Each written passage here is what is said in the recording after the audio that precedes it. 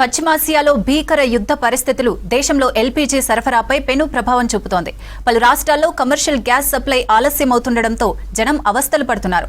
కర్ణాటకలోని పలు జిల్లాల్లో కమర్షియల్ వంట గ్యాస్ కోసం స్థానికులు ఉదయం నుంచే బారులు తీరారు. చిక్బల్లాపూర్లో వంట గ్యాస్ కోసం పెద్ద ఎత్తున క్యూలో వేచి ఉన్నారు.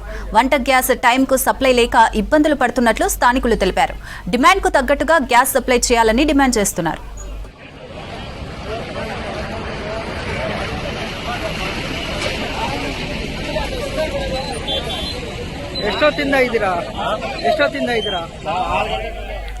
పశ్చిమాసియాలో భీకర యుద్ధ పరిస్థితులు దేశంలో ఎల్పీజీ సరఫరాపై పెను ప్రభావం చూపుతోంది.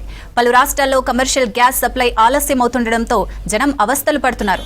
కర్ణాటకలోని పలు జిల్లాల్లో కమర్షియల్ వంట గ్యాస్ కోసం స్థానికులు ఉదయం నుంచే బారులు తీరారు.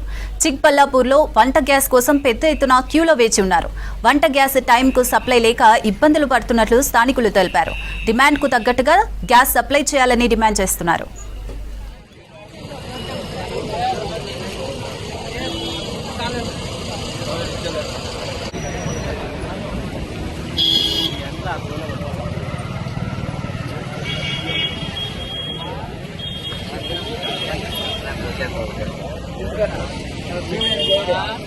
ಎಷ್ಟೇನಿಂದ ಇಲ್ಲ